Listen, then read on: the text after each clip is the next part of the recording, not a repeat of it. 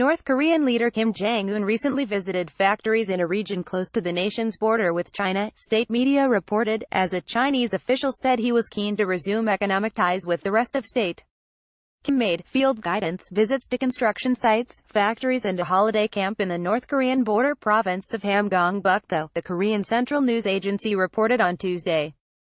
It did not say when he made the visits, but the report came a day after Wang Enbin, deputy director of the Department of Commerce in Liaoning province, said he was keen for the two countries to work together as soon as possible. At a factory under the Ranam coal mining machine complex, Kim scolded officials and workers involved in a project of industrial upgrading and modernization.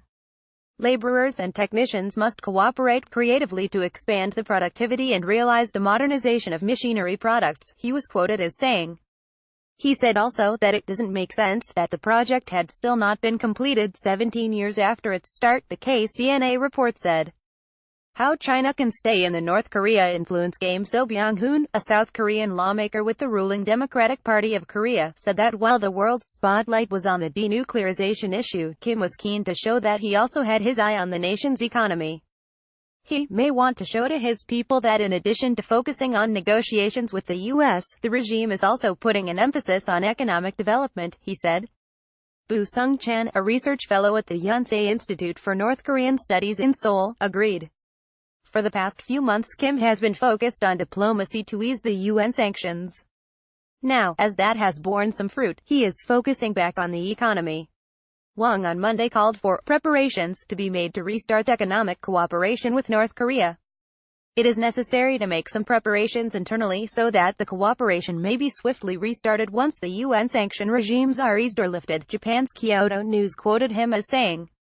He said also that the sanctions imposed against North Korea had a detrimental effect on Liaoning's economy. China's Rust Belt province wants people to have more babies, but is it too little, too late?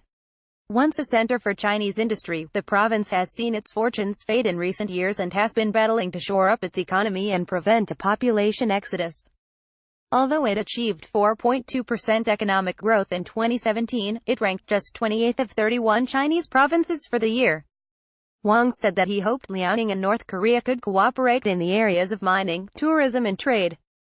A series of cooperation projects between China and North Korea, including an economic development zone planned for Hwanggumpyeong Island on the Yalu River, which forms part of the border between the two countries, has been suspended because of UN sanctions.